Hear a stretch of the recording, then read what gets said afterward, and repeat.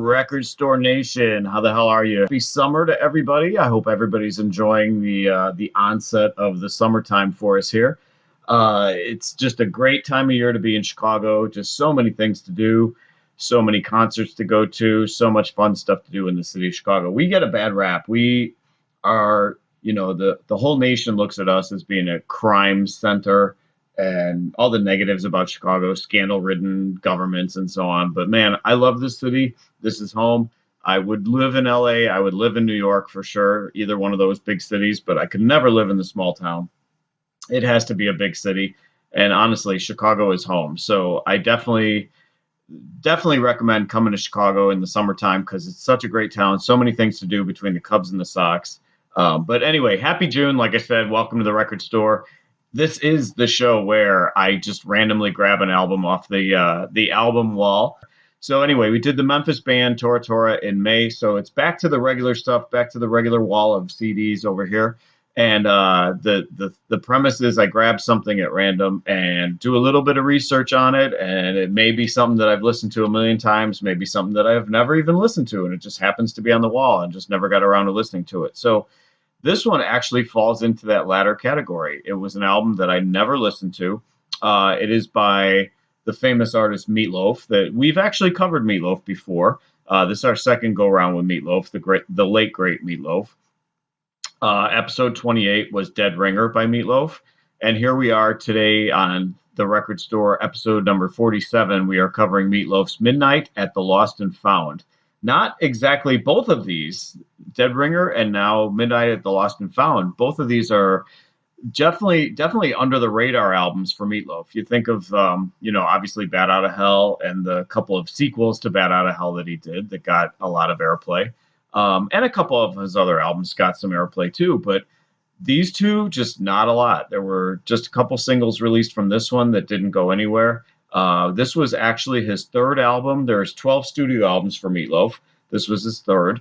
Oh, Jesus, I forgot. Our opening house band, Sheets of Mediocrity. So I got to salute Sheets of Mediocrity. Thank you so much for our opening theme song there. Appreciate that, guys. As always, we much appreciate Sheets of Mediocrity.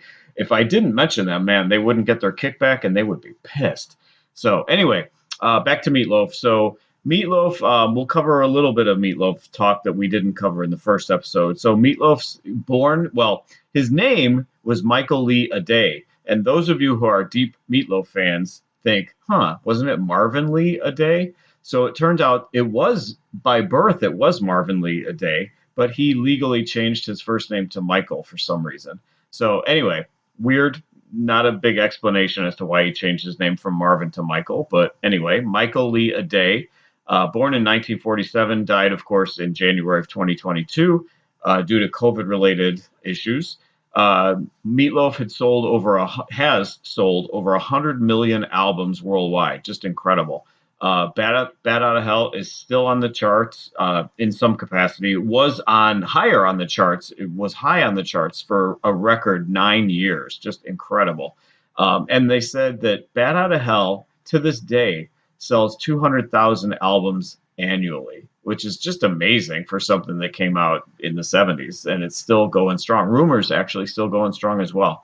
Meatloaf appeared in over 50 movies and TV shows. The one that stood out for me is Celebrity Apprentice, where he appeared with Donald Trump on the Apprentice series. Donald Trump, a great host of that show, I really did enjoy The Apprentice and especially the Celebrity Apprentice years. Terrible president, I'll say that, of course. That goes without saying, but really good on that show. I will give him that. So anyway, when Meatloaf was born, he was born a bright red hue, and his father, who was a reformed alcoholic or just an alcoholic, I don't know. His alcoholic father said he looked like 9 pounds of ground chuck. And there is the nickname Meatloaf from birth. He was known as Meatloaf because his initials were Marvin Lee. And so they went with the ML and they made the Meatloaf nickname from when he was born because he just happened to be a bright red color when he was born. So here's an odd fact. Meatloaf was in Dallas. He was born in Texas. He was in Dallas at the time JFK was assassinated. And you can't say murder on Facebook, by the way. I got suspended once for using the word murder. And I'm like, so if I ever like was an author and wrote about the JFK assassination and I used the term murder, would I get suspended from Facebook for that too? So I used the word murder. They didn't like it. And so I got suspended. I was sent to Facebook jail for a day or two. Anyway, that being said, Meatloaf was in Dallas when JFK was shot and was not present at the time, but actually saw JFK at an earlier appearance that day, the day that he was killed. And then, oddly enough, Meatloaf was at the hospital when Jackie Onassis, or Jackie at the time, Jackie Kennedy, was brought to the hospital all bloody to get seen by the doctors. So he was 16 at the time. So just a weird quirk of fate that Meatloaf was there in Dallas when that happened and saw Jackie at the hospital that day.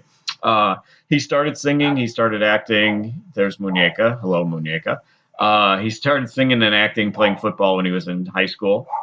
He got more and more into the dramatics aspect of it, the theatrical side of it. Didn't play football for very long. Went to LA, had numerous bands in LA. One of them was called Popcorn Blizzard, which sounds right up my alley. Another one of his bands was called Floating Circus. And here's a fact: Floating Circus actually opened at one point for The Who. So very cool that young Meatloaf opened for The Who back in the day. So he worked briefly for Motown. That's another really weird and cool fact about Meatloaf. He did a bunch of different theatrical things. He did Hair on stage. He did other live productions, and that's where he met up with Jim Steinman, who went on to write so many great songs for Meatloaf, and their collaboration was just epic. Meatloaf did Rocky Horror both live on stage, and he did the movie as well. He hit it off with Jim Steinman. They began working on the material that eventually became Bat Out of Hell. Took them years to get it accomplished and get it all put together. They could not get a record deal, believe it or not, for that album and that material. They couldn't get a record deal, but somehow they met up with Todd Rundgren. Todd Rundgren assumed that they had a record deal. They did not, and Todd Rundgren agreed to produce Bat Out of Hell for them. So just a complete quirk of fate that they got him to come on board and produce the album for him, produce such an epic album, such a fantastic album. And then they finally did manage to sell it to a company called Cleveland International Records, and they got them to take a chance on Bat Out of Hell. They signed to that label, and it was released in October of '77. So just a classic album, all the songs from that album. We're not going to talk about those today. But then eventually he had a falling out with Jim Steinman, but Meatloaf was contractually obligated to put out another album. So in May of 1983, this album, Midnight at the Lost and Found, came out. Meatloaf says that he was offered the songs by Steinman. He was offered Total Eclipse of the Heart and Making Love Out of Nothing at All. And the record company, in just ridiculous decision, decided that those songs were not good enough, did not want those songs. And so Jim Steinman then gave those songs to Bonnie Tyler in the case of Total Eclipse of the Heart, and Air Supply in the case of Making Love Out of Nothing at All, who, of course, both of those songs went on to become monster hits. So, man, whoever it was at the record company that decided those songs were not going to fit on a Meatloaf album needs their heads examined, because those songs would have been monster hits for Meatloaf as well. So we know a lot of the bad things that befell Meatloaf at this point. In '83, he was already heavily into drugs, had health issues, mismanaged his money. He was involved either on one side or the other in 45 different lawsuits at this time. So that led to his filing bankruptcy in 1983. For as many copies of Bat Out of Hell sold already by that point, the guy files bankruptcy in '83. So hard to believe. So he had many ups and downs, health issues, just a roller coaster ride of a career. But we'll stop where we're at as far as the anecdotes and the trivia about Meatloaf, because we'll cover that. If I grab another Meatloaf album that's from later years, we'll cover that in the later years when a later album is pulled. So getting back to this album, Midnight at the Lost and Found, was, again, his third of 12 studio albums. It's only 37 minutes long. There's 10 songs on it, only 37 minutes. There were no epic long songs like what he is really well known for from some of the other albums. This album, Midnight, was not very well received, not only by the fans, but also by the critics. He even took heat for the album cover on this, which is bizarre. It's a black and white photo of just him on the album cover, and people were pissed because they thought that every album should have this fantastic, colorful drawing, this fantasy drawing like Bat Out of Hell had on the cover. But this did not. This was just a very nondescript black and white picture of Meatloaf on the cover. Only a couple names, famous names here. Rick Derringer, the guitarist Rick Derringer, appears on a couple songs here. And Max Weinberg from the E Street Band actually plays the drums on this album. But other than that, not too many other names. This album hit number 7 in Norway, hit number 7 in the United Kingdom. Otherwise, not much else. Did not chart anywhere else highly on any Billboard charts anywhere. It was produced by a guy by the name of Tom Dowd, who is no longer with us. So not a huge name, Tom Dowd. Had not heard of this guy before, did a little bit of homework here. Tom Dowd had worked with the Eagles, had worked with Rod Stewart, Aretha Franklin, so had worked with some heavy hitters and made his presence known in the music industry, but just was not Todd Rundgren, was not Jim Steinman. So the connection just wasn't there. So again, 37 minutes long. It felt like when you see an album that's that short, especially from a guy who does epic long songs and stuff, this definitely seemed like it was the album that was submitted just to fulfill the contract of, they had a third album that they had to put out, and this did the trick, and, it happened. And that's about the best I can say about this album, too. Spoiler alert. So, again, I think this album would have been a lot hotter had they actually had Total Eclipse of the Heart and Making Love Out of Nothing at all on this album. Those both could have been released as huge monster singles for Meatloaf. So anyway, let's get to the songs. There's 10 songs to cover. So first song is called Razor's Edge. It opens with this very 80s Bon Jovi kind of vibe to it. It was the 80s, and Bon Jovi was a thing at that time, so it sounded like that to start. Meatloaf's voice is definitely there, but this song is just so basic. It's just there's not the theatrical bombast that we're expecting and that we want from Meatloaf. That's what kind of music this guy does. This was a very pedestrian song, just a very Huey Lewis and the News kind of sound to it as well. Just kind of there, just a very cliched 80s kind of sound to it. The lyrics really don't mean much, not much of anything. It's not a terrible song, Razor's Edge, not a terrible song, just very generic and not what you would expect from an opener on a Meatloaf album. So Razor's Edge in the first spot, just kind of there. So second song is the title track, Midnight at the Lost and Found. It's an acoustic open, then the drums kind of kick in, and then it becomes a complete, I don't want to say knockoff of Bo Diddley, but a Bo Diddley sound for sure. It seems like he's just singing about a night at a bar that happens to have a jukebox. That's pretty much what I'm gathering from the lyrics on this, is that he's in a bar that has a jukebox, and that's about it. So it gets to the point where there's like an all clapping part passage in the song. There's more Meatloaf gimmicks here, but the song just doesn't measure up to a Steinman epic. It just doesn't measure up to what you expect and what you really want from a Meatloaf album, a Meatloaf song. And again, we'll talk about this later, but this song was written, he was one of the co-writers of this song. It was 3 or 4 people wrote this song, and he was one of them. Meatloaf was one of them. And Meatloaf even said in interviews that he's not a songwriter. He was pressed into duty to write a couple, or at least contribute on a couple of the songs on this album, but it's a completely it says the name of the album is Midnight at the Lost and Found, but it's like night and day in the sense that the Steinman albums are so well written, whereas the writing on this album so far is just kind of meh and just kind of there. So Midnight at Lost and Found, as far as the track goes, he co-wrote it, Meatloaf co-wrote it, and again, just kind of there. Most memorable thing about it is that Bo Diddley sound that the song has. So, all right, third song is called Wolf at Your Door. This was written by his wife at the time, Leslie Ade, and immediately you think John Mellencamp when you hear this song. It just has this complete John Mellencamp kind of sound to it. Originally, my first thought was Pink Houses. It sounded like Pink Houses to me, but then I realized It's Hurt So Good is really the Mellencamp song that this actually, I will go so far as to say it's a knockoff of Hurt So Good. the time frame actually works too, because Hurt So Good came out in 82 and this album came out in 83.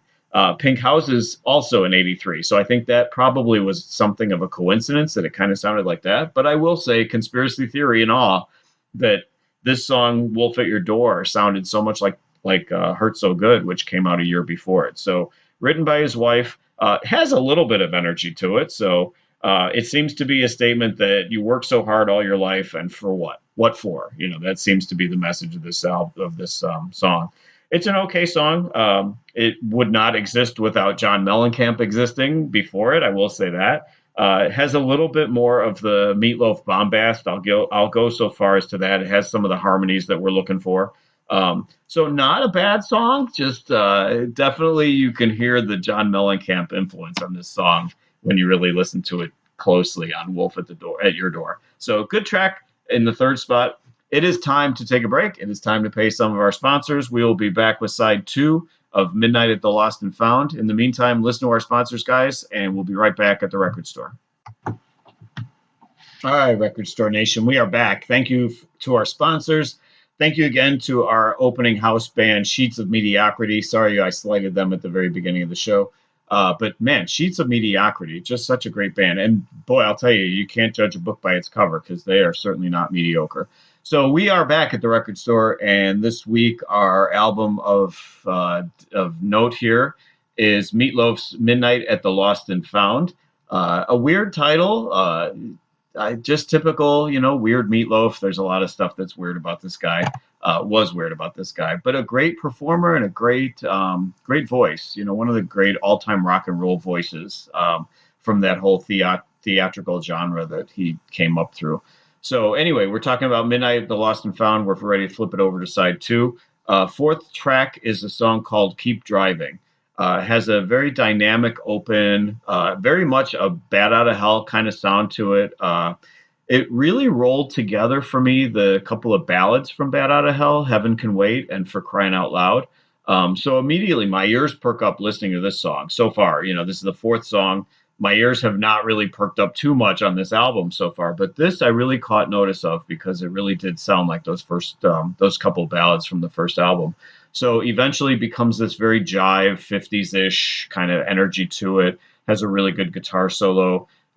Becomes that bombastic, all revved up with no place to go sound to it from Bat Out of Hell. So what occurred to me, since I'm mentioning 3 songs from that original album, it occurred to me that this song seems to be that their desire here was to summarize the songs of Bat Out of Hell into 3.5 minutes.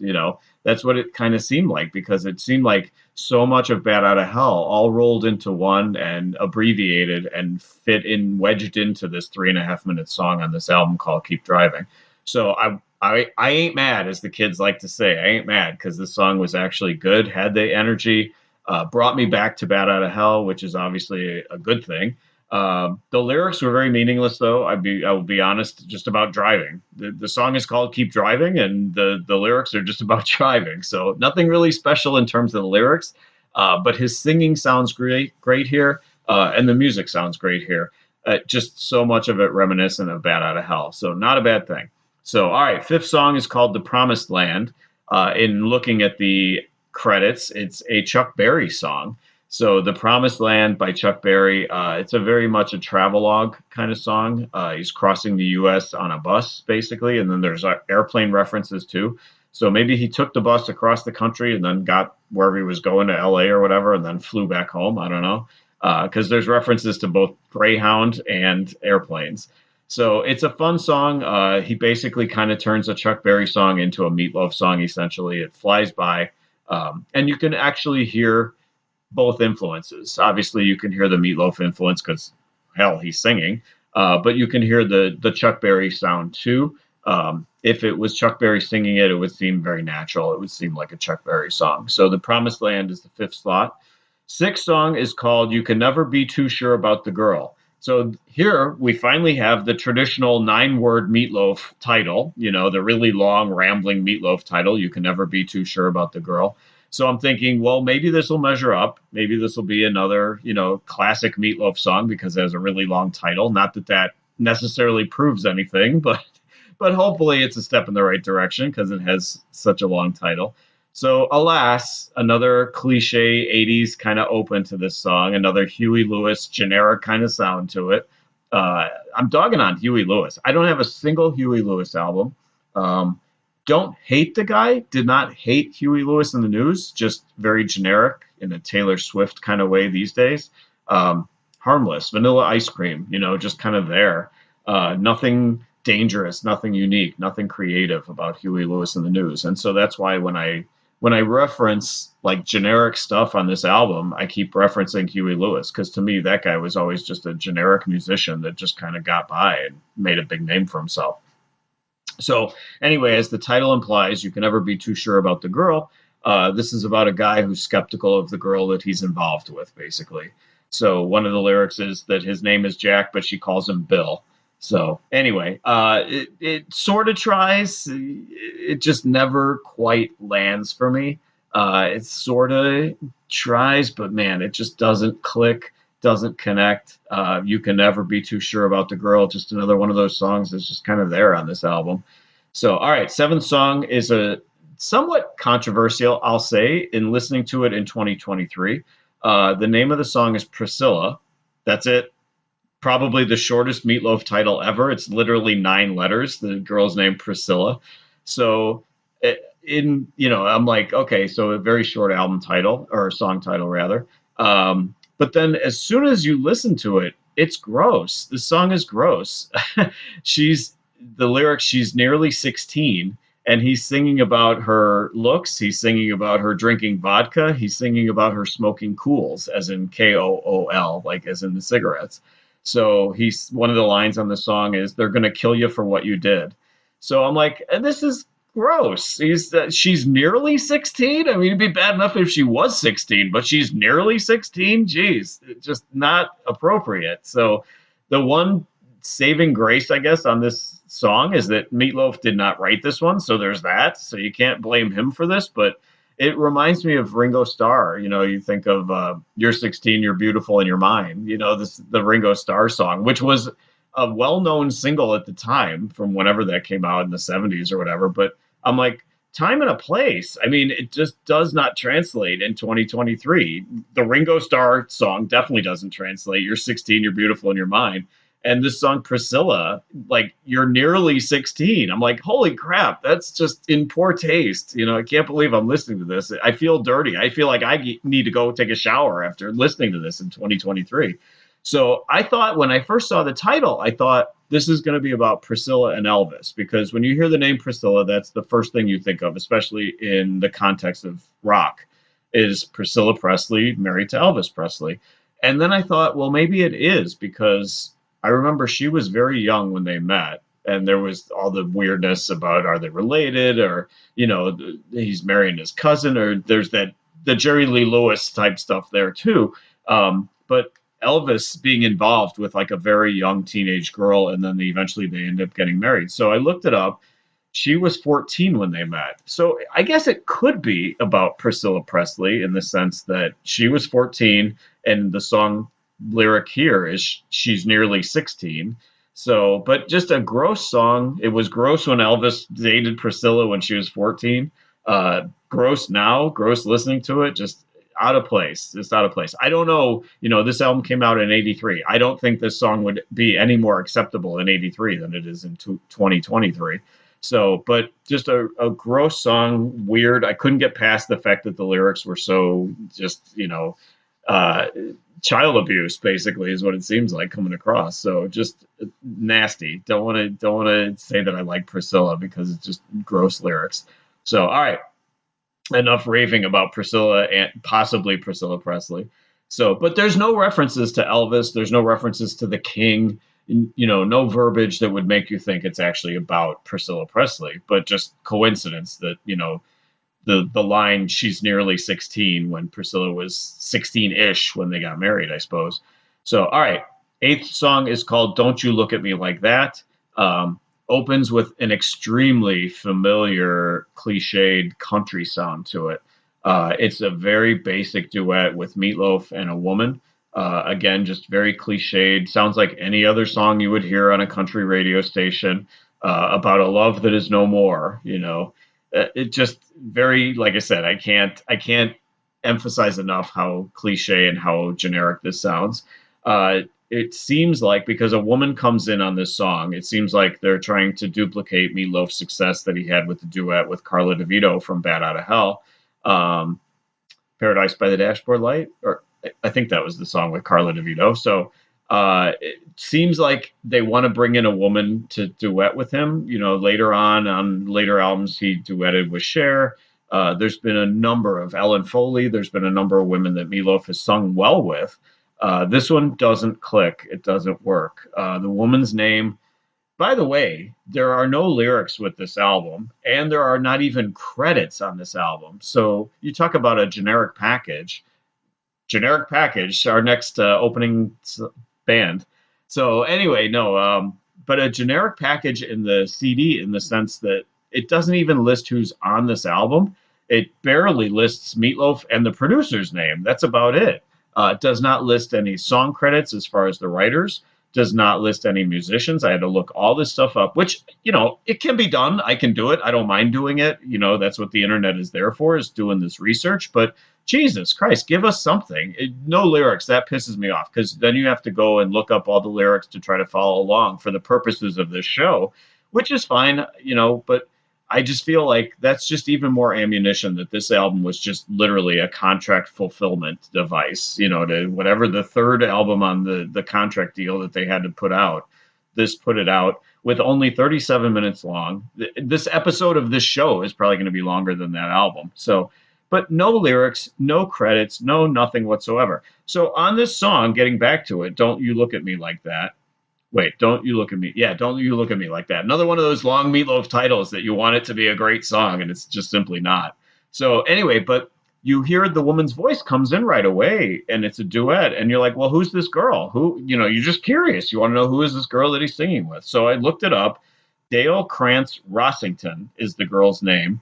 She was in Rossington Collins Band, which may ring a bell. They were kind of an offshoot of Leonard Skinner. Gary Rossington, who passed away this year, was a member of Leonard Skinner, went on to do this Rossington Collins Band. So she was his wife, and she's the singer on this song. And again, just a very stereotypical, no digs at her, but just a very stereotypical country sounding woman's voice, but that's who sang it. Again, so just wrapping up this song, Don't You Look at Me Like That, just a very cliche country sound, country song. And pisses me off that I had to look everything up to find out who she was to get the lyrics for the song so that they kind of made any more sense to me.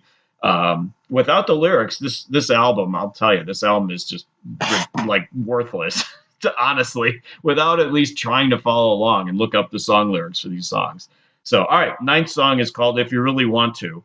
It was written by one Ted Neely. And I'm like, that name rings a bell. Ted Neely. Who is Ted Neely? So I look it up. Ted Neely is the guy who played Jesus in Jesus Christ Superstar, the original, rock opera, whatever you want to call it, theatrical presentation from the early 70s, I think it was. So I'm thinking, If You Really Want To, written by Ted Neely from this, classic Broadway show, maybe this will be a very theatrical song. Maybe it'll get me going again. We're already on the ninth song out of 10 here, and I haven't really said too many nice things. So I'm hoping this will be livelier. Kind of meh. The energy just isn't there. Even though, like I said, written by this guy, Ted Neely, the energy just isn't there. It never really takes off. If you really want to, just never really takes off. It's a song about a guy who wants to be there for the brokenhearted girl, but she just can't let go of the guy who either screwed her over or died. I can't tell. He may have died and she still carries a torch for him, or he screwed her over and she just still is in love with the guy. So it's really hard to tell. If You Really Want To, had high hopes when I saw this guy's name attached to it and the fact that this guy had written it. And I'm thinking, okay, this could be lightning striking twice, could be, magic here, that it's Ted Neely writing it for Meatloaf, and the song is just kind of there. So If You Really Want To, just kind of there, another disappointment. And then we finally end up with the 10th song. It's called Fallen Angel. Kind of a Bret Michaels solo kind of sound to it. And I will say Meatloaf came first. So on this one, I can't say he stole it from Bret Michaels, because Bret Michaels was still doing Poison at this point and still doing the glam rock, the metal, the hair band kind of stuff. Bret Michaels' sound changed a lot after he walked away from Poison and started doing his own solo stuff. Definitely more of a country vibe to him. And just more of a traditional rock sound as opposed to the metal sound that Poison was. But anyway, the song Fallen Angel definitely has that kind of Bret Michaels kind of sound to it. Starts with an acoustic beginning with piano coming in. Meatloaf did come first, so I'm not accusing of ripping off the Bret Michaels style. So it tries to be an epic sound, but again, Fallen Angel just doesn't connect. Like much of the rest of this album just does not connect. So I think the problem, if we can wrap up talking about the album as a whole, the problem is there's all these different writers. Meatloaf contributed on a couple of the songs, did not write any of them himself exclusively. Not even the song his wife wrote. He did not contribute on that one. So, but I think the choppiness of this album is due to the fact that it wasn't Jim Steinman. It wasn't Jim Steinman's vision. And of course, the stuff that Jim Steinman did with Meatloaf was magic, and they connected on almost every song they did together. They connected. And I think that's part of the reason why this album is so incongruous and it just doesn't land, is the fact that there's so many different writers. Every song practically is written by somebody different. And just there's no continuity to it. That's the best way to put it. There's no continuity to this album, and there's no consistency.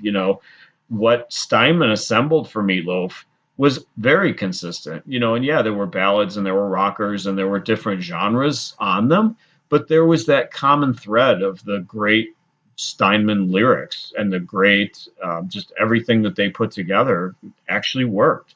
So I think this kind of worked against Meatloaf in the sense that all the different writers just took away from the consistency of what this album could have been. So too many cooks in the kitchen, as they like to say. They tried to approximate Bat, and just nothing really memorable about it. No, it was just inconsistent from start to finish, inconsistent and bland. And honestly, just the album was just a letdown, just a complete letdown.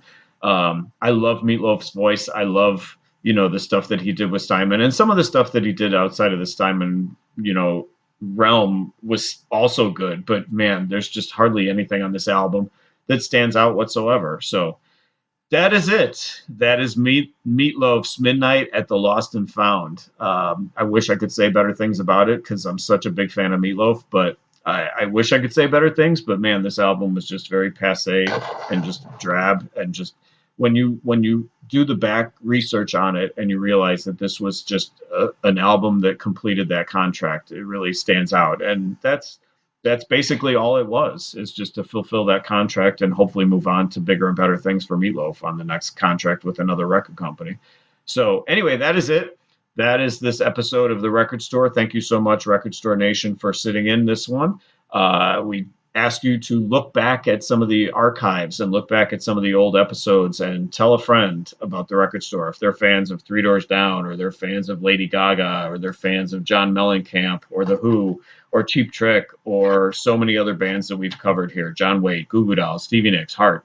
So many great bands that we've covered here. And most of the time, albums that I actually will come away with saying that I really liked it. So, but such as it is, sometimes it's going to be a clunker like this one was. So look back on the archives, try to find some episodes that you haven't heard yet. This is 46? Yeah, this is 46. So, I mean, there's been so many that maybe you haven't heard yet. So tell a friend, look them up on the archives, subscribe to our Patreon. Thank you to you guys for listening. Thank you to Meatloaf, the late great Meatloaf, for contributing such a great career, such a Hall of Fame career overall. We'll say this one was kind of a valley, but such a Hall of Fame career overall. And thank you to Brian for producing. Join us in a couple of weeks. We will have another episode of The Record Store for you, where I'll grab another album at random. Check out the book. Summertime. It is summertime. You're at the beach. You're reading. You need something to read. So check out the book. It's All the Right Notes. It's on Amazon. Look it up by name. All the Right Notes by Lance Levine. That's LEVINE, because I'm classy like that. So check out the book. Have something to read at the beach. And we will see you in a couple weeks with another episode of The Record Store. If you're a Patreon, stick with us. We're going to have the song of the album such as it is, we're going to have, for better or worse, we're going to have the best song on the album here on the Patreon. So if you're a Patreon, stick with us. If you're not a Patreon, I don't know what you're waiting for, because you get all kinds of bonus material from Brian and from myself. And you get eligible for all kinds of prizes too every other month. So join our Patreon. It is listed as to how to join at the end of the show. And we will see you in a couple weeks. Stick with us, Patreons, and we'll see you in a couple weeks with another episode of The Record Store. Thanks, guys. Patreons, thank you so much for your contributions. Thank you for helping us keep the lights on.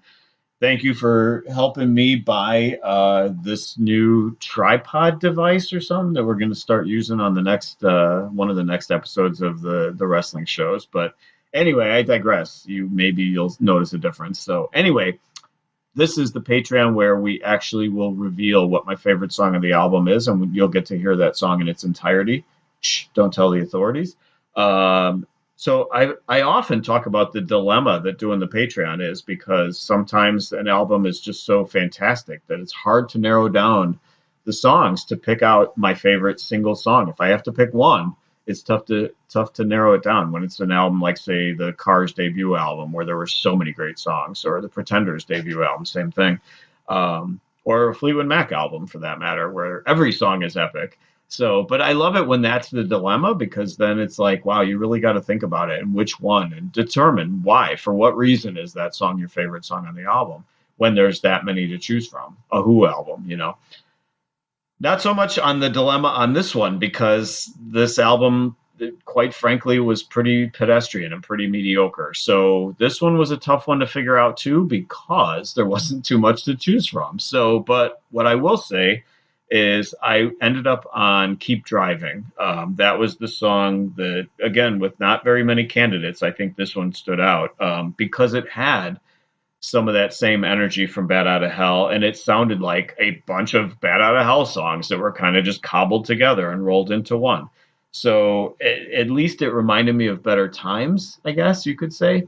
And it stood out on this album because it probably could have been a Jim Steinman contribution from the standpoint of it stood out among these mediocre songs that compiled this album, this 37 minutes of an album. And not to say that there's not great short albums. You know, there were a lot of power punk type albums that had really short songs. So an album doesn't necessarily need to be a, hour and a half Rush album, to be excellent. But 37 minutes could have done it. But man, not with these songs, not with this collection of songs. So anyway, Keep Driving is the song that stands out to me as being probably, I would say, by far the best song on this album, because just the rest of it was just so humdrum and just so there. So enjoy Keep Driving from Meatloaf, from Midnight at the Lost and Found. And Patreons, thank you again so much for your support, and we will see you again in a couple weeks with another episode of The Record Store. Take care, guys.